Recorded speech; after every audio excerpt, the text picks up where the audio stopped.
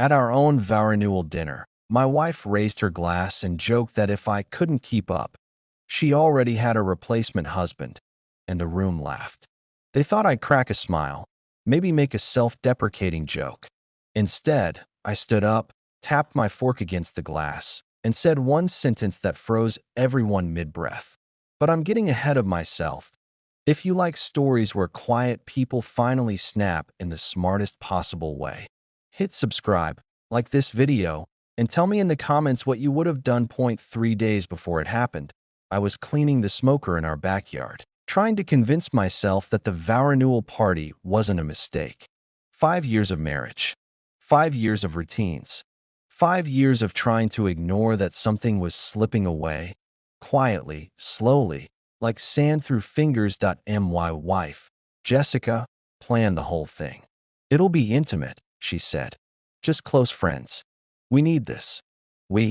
She hadn't used that word in a long time. I tried to believe her. I really did. Saturday came warm and breezy. String lights hung across the patio.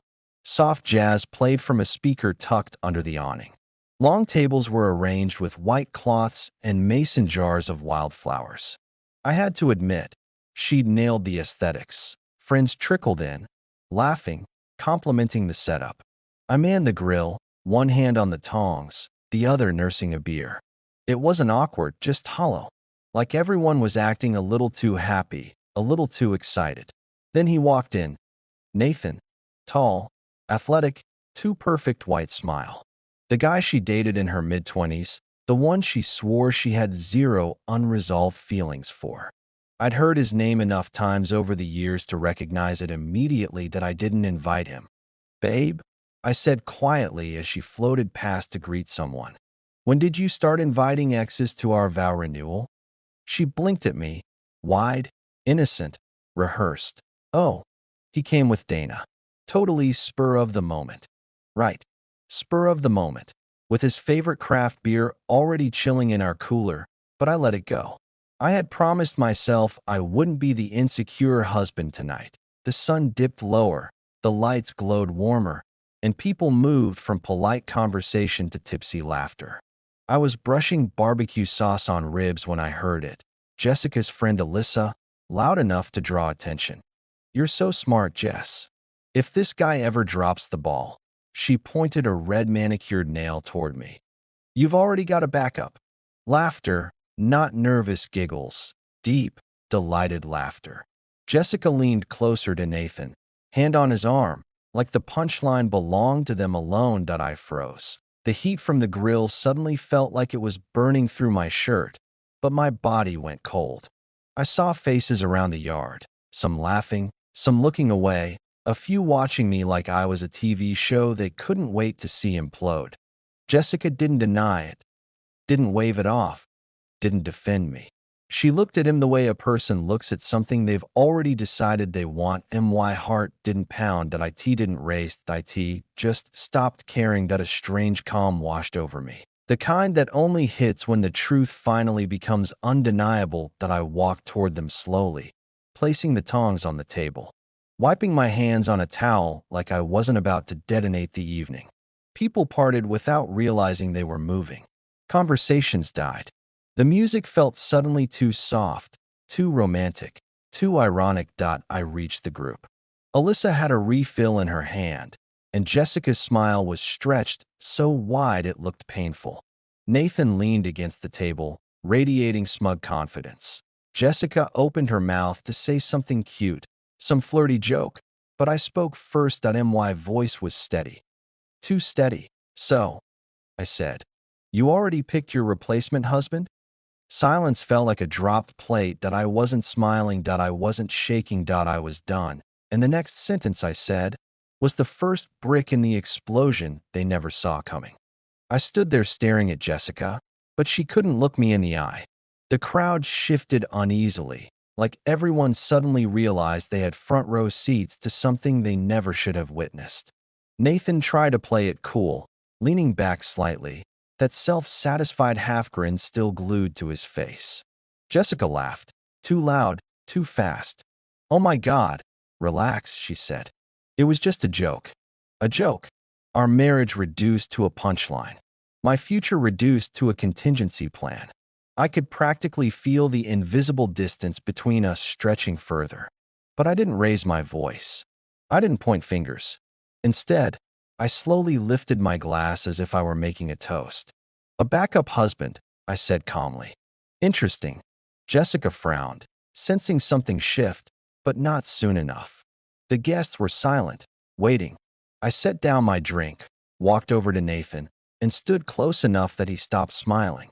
Tell me, I asked, do you always show up to another man's vow renewal and flirt with his wife?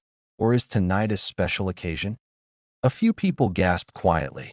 Jessica's face flushed red. Nathan straightened, but the confidence was slipping. I'm just here for the food, man, he muttered. Don't make this weird. Too late. I leaned closer, lowering my voice so only he and the circle around us could hear, but loud enough that anyone paying attention would catch every word. She used to cry over you. Did she tell you that? Jessica stiffened. Stop it, she hissed. But I wasn't looking at her. My eyes stayed locked on Nathan. Did she tell you how I spent months convincing her she deserved better? How I picked up the pieces when you disappeared on her? How I held her when she said she felt unlovable? His jaw tensed. Jessica grabbed my arm. Enough, she whispered. I gently removed her hand. No, I said. For once, I'm going to talk, and you are going to listen. The air felt heavy.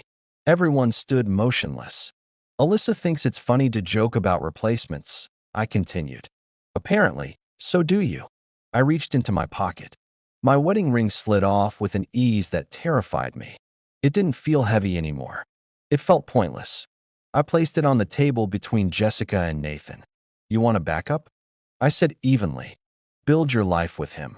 Jessica stared at the ring, stunned. You're overreacting, she whispered. But I wasn't done. I straightened, looked around the yard at the people who had laughed. A backup plan means you don't value what you have, I said. And I'm not going to stand here and be a placeholder while my wife shops for upgrades. A murmur rippled through the crowd. Nathan shifted his weight, restless, no longer as bold. I didn't come here to cause trouble, he said. Then maybe you shouldn't have shown up, I replied. His eyes narrowed. She invited me. That one sentence snapped something in me. Because Jessica had lied. She had told me he came with Dana. A few people in the group exchanged glances, like they were realizing they'd been dragged into something toxic. Jessica opened her mouth to deny it, but she must have seen the finality in my expression. She closed it again. I took a breath and stepped back from them both. I'm done entertaining this circus, I said. Without another word, I walked away. Chairs scraped as people moved aside to let me pass. I didn't look back. Inside the house, I felt my pulse hammering, but my mind was clear. I grabbed my keys from the counter. Behind me, I heard footsteps, heels tapping faster than usual. Jessica. Travis, stop, she breathed out. We can talk about this. I turned. She wasn't angry anymore. She looked scared. It was a joke, she said again, voice trembling.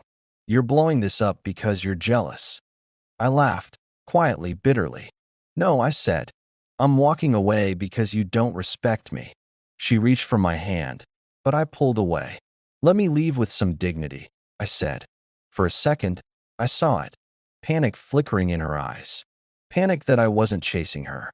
Panic that I wasn't begging. Panic that maybe, this time, she'd pushed too far. But instead of apologizing, instead of admitting she'd crossed a line, she said, "You're being dramatic." That was all I needed to hear. I walked out the front door. The night air hit me like a splash of cold water. Voices rose behind me. Confusion, whispers, someone calling my name. But I kept walking to my truck. The engine roared to life, and as I backed out of the driveway, the porch lights blurred through the windshield. I didn't feel relief. I didn't feel heartbreak. I felt nothing, just a strange, deep quiet. A quiet that made me realize that sometimes the loudest moment in a failed marriage isn't the argument. It's the silence right before you decide you're done. I drove without destination, just letting the road take me somewhere that wasn't there. The night swallowed the headlights as if the world was saying, "Keep going. Don't look back." I drove for hours with no music, no destination, just the hum of the tires and the distant echo of guests whispering behind me. Eventually, I pulled into my brother Eric's driveway. The porch light flickered on automatically, and a second later the front door opened. Eric looked at me for maybe one full second before stepping aside and saying, "Beer's in the fridge." No questions, no judgment, just space to breathe. I slept on his couch that night. Or rather, I lay there staring at the ceiling while every detail of the evening replayed in painful clarity. Jessica's laughter, Nathan's smirk, that cheap, glittering joke that made everyone else laugh and made my whole marriage crumble. Around 6 in the morning, I finally drifted off. When I woke, sunlight was leaking through the blinds, and Eric was sitting at the table with 2 mugs of coffee. "Whenever you're ready," he said. I sat across from him, the coffee warming my hands, grounding me. I told him everything. The joke, the backup husband comment, the ring on the table. Eric listened quietly, jaw tightening more with every detail. When I finished, he leaned back in his chair. "You did the right thing," he said. "Walking away takes more guts than staying for a show." I didn't feel gutsy. I felt hollow. By noon, my phone had already blown up. Calls, texts, voicemails. First Jessica, then Alyssa, then unknown numbers. Probably the same guests who laughed, but now wanted to pretend they were supportive. I ignored all of it until I saw a missed call from Nathan. No voicemail, just his name on the screen like a stain I couldn't scrub off. I deleted the notification. By evening, I finally turned the phone off completely. On Monday morning, Jessica would be at work. I knew her schedule by heart, every pattern of her life, every habit. Funny how you can know everything about someone and still have no idea who they really are. When the clock hit 7:45 a.m., I drove back to the house. Her car was gone, just like I expected. The place looked frozen in time. Half-empty glasses, plates abandoned on counters, the scent of barbecue still lingering. I walked to our bedroom and grabbed a suitcase. Clothes, toiletries, important documents. I moved like a machine, no hesitation. Then, on her nightstand, I saw her tablet. Screen lit up. No password needed. Messages were open. My heart didn't race. It slowed. It felt like standing on thin ice, knowing it would crack, but not knowing where. I scrolled. The messages between her and Nathan weren't explicit, not yet. But they were intimate, emotional. The kind of messages you don't send to someone unless you're already gone on the inside. She complained about me, about how dull things felt, about how I never made her feel seen. And the final blow: "I can't wait to see you at the dinner. It'll be good to feel chosen again." Chosen. I took pictures of every message. Screenshots. Dates. Times. Evidence. I closed the tablet, packed the rest of my things, and left the house without looking back. At Eric's place, I sat at the kitchen table and stared at the wall. No tears. No shaking. Just realization. A heavy, quiet truth settling into place. This marriage wasn't damaged. It was dead. Had been for a long time. Jessica didn't miss what we used to be. She missed how Nathan made her feel, even if he never stayed. That evening, Eric sat down next to me with 2 beers and said, "If you're done, be done." "I am." "Then call a lawyer." So I did. I dialed a divorce attorney the next morning. "Do you want a consultation?" the receptionist asked. "Or do you want to move forward with filing?" Filing. The word felt final and freeing. It was the first step towards something that wasn't pain. The phone buzzed again and again while I was on the call.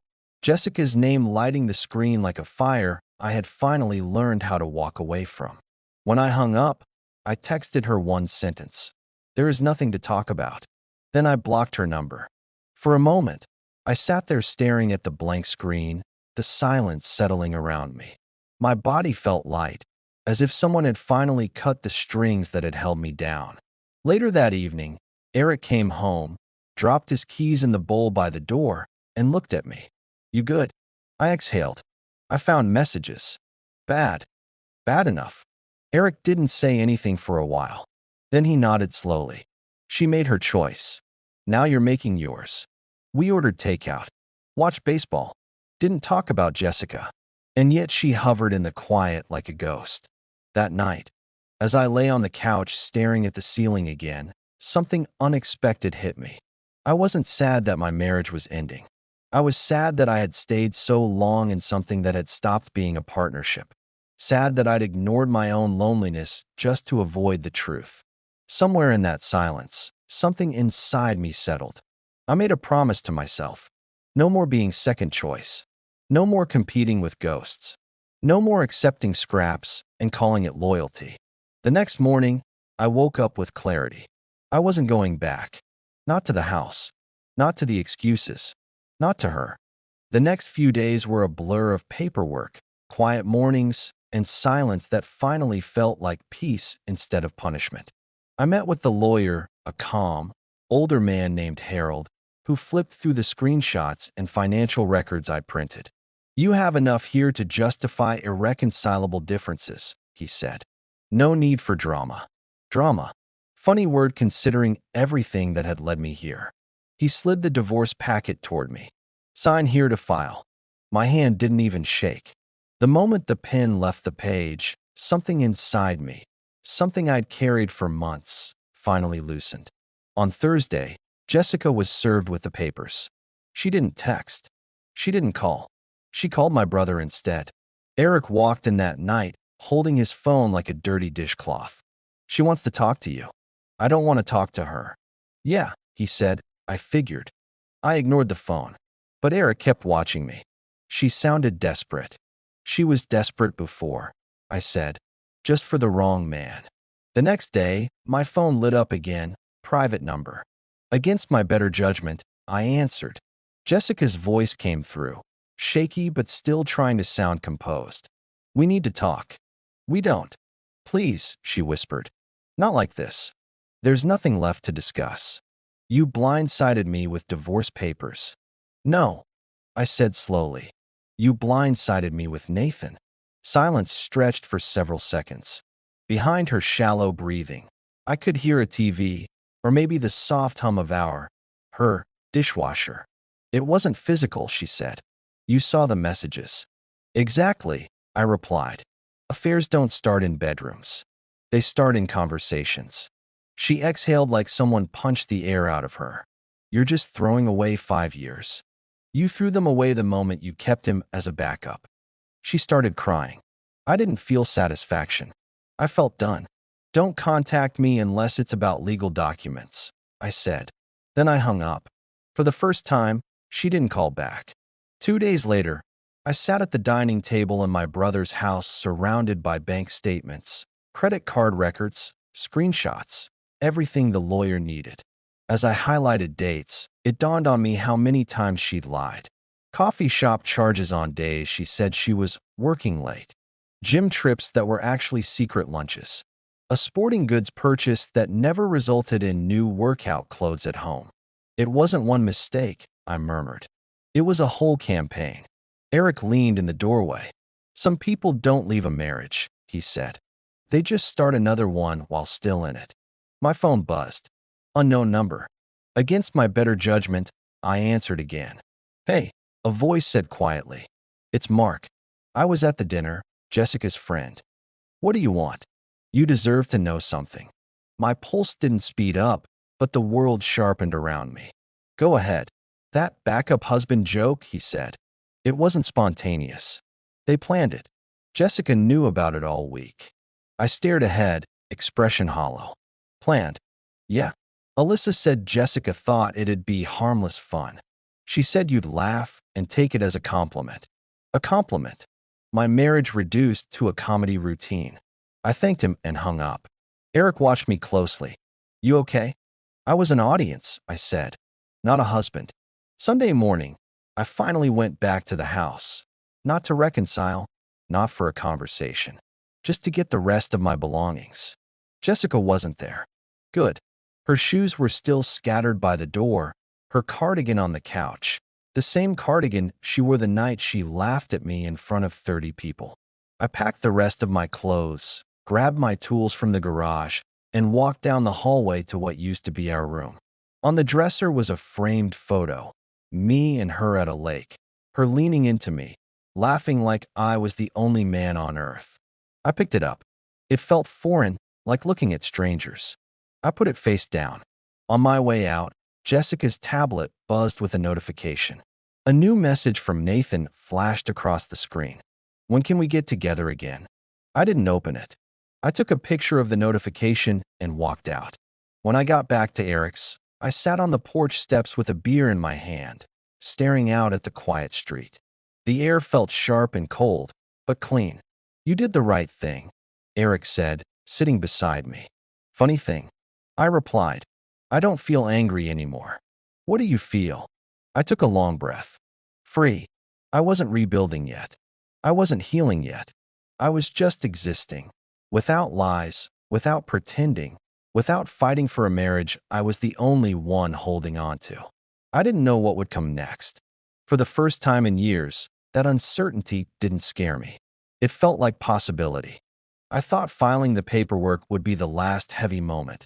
But life doesn't tie everything up cleanly just because you decide you're done. The days that followed were filled with little reminders of how deeply intertwined our lives had been. Bank accounts to split, names to remove from insurance, shared passwords that suddenly became off-limits. Each step felt like pulling a thread from a tightly woven fabric. But strangely, not once did I feel doubt. The sadness I expected never came. Instead, I felt lighter with every signature and phone call. A few weeks later, Harold called. She wants to contest spousal support, he said. I almost laughed. Jessica wanted money from a marriage she treated like a waiting room? Tell her she can handle her own bills, I said. She handled her backup plan just fine. Harold exhaled slowly, the way people do when they're trying not to smirk. I'll communicate that in a diplomatic way. The next day, she requested a face-to-face meeting. In public. I didn't owe her anything. Not time, not explanation, not a chance to rewrite the narrative. But Harold convinced me that if hearing her out shortened the legal process, it was worth an hour of my life. So I agreed. Saturday morning at a diner on the quiet side of town. Neutral ground. When I walked in, she was already there. She looked smaller somehow, thinner, drained, like the game she'd been playing finally turned on her. She didn't smile, didn't reach for my hand, just whispered, "Thanks for coming. Say what you need to say," I replied. She folded and unfolded a napkin over and over, like she was ironing her guilt into the fabric. Nothing happened with Nathan, she said. We never crossed that line. You crossed every line except the physical one, I answered. She blinked fast, like she hadn't prepared for me to be that direct. You don't understand what that time in my life was like. I was confused. I felt unappreciated. So you found someone who made you feel validated, I said. And you carried him into our marriage. She started crying, but the tears didn't hit me the way they used to. I didn't feel responsible for them anymore. I wasn't there to fix her. I was there to close the book. I didn't think you'd leave, she whispered. I thought you would fight for me. That sentence told me everything I had missed. She didn't want me. She wanted possession. She wanted someone who wouldn't leave even if she humiliated him. Why didn't you just tell me you were unhappy? I asked. Because I didn't know what I wanted, she said. I liked knowing someone else wanted me. It made me feel powerful. Power. Not love. Not respect. Just leverage. Sign the papers, I said. Let's be done. Her voice cracked. Is there anything I can do to fix this? I stood. Yes, I said. Let me go. I left her sitting there alone, tears dripping into her untouched coffee. Harold followed me out and nodded once. She'll sign. And she did. 60 days later, the divorce was finalized. No spousal support. Clean split. She kept her car. I kept my future. The first night in my new rental house felt strange. Quiet. Too quiet. I sat on the floor surrounded by unpacked boxes, eating Chinese takeout straight from the container. I didn't miss her. I missed the idea of partnership. But I also realized something even more important. I liked who I was becoming without her. I started focusing on myself. I picked up running again. I took extra shifts at work and ended up getting promoted. I stopped apologizing for existing. One Saturday, I was at the hardware store comparing grills when I heard a familiar voice. Mark, from the vow renewal dinner. Hey man, he said awkwardly. I heard everything's final. It is. He hesitated. Nathan and Jessica, that fizzled out fast. 2 weeks, maybe. Turns out, he didn't want her. He just liked being wanted. I just nodded. It didn't faze me. Their ending wasn't my victory. My victory was walking away. That night, I assembled the new grill and invited Eric over. We grilled steaks and talked about anything except the past. While we sat outside, phone buzzing with notifications, I got a text from an unknown number. This is Nathan. I owe you an apology. I deleted it without replying. Not every voice deserves an audience. Months passed. Life settled. Healing started to feel natural, not forced. Then one afternoon, I stopped at a gas station on my way home. When I stepped out of my car, I saw her. Jessica. She looked older, tired, like she'd been carrying something heavy for far too long. Our eyes met for the briefest moment. She opened her mouth like she wanted to say something. I got back in my car and drove off. Some chapters don't get an epilogue. A year after the vow renewal, I was sitting in my backyard when I got a message request online. It was her. You were right about everything. I used you as a safety net. I thought he was my second chance. He wasn't. I'm sorry. I hope you're happy. I typed one sentence back. I am. Then I deleted the thread. No nostalgia. No anger. Just closure. Today, my life is quiet. Simple. Honest. I cook dinner on my grill. I run in the mornings. I sleep without waiting for someone else's mood to decide whether the night will be peaceful or tense. And sometimes, peace is louder than any revenge. If you made it to the end, don't forget to subscribe, like, and comment what you think. Your support keeps these stories coming.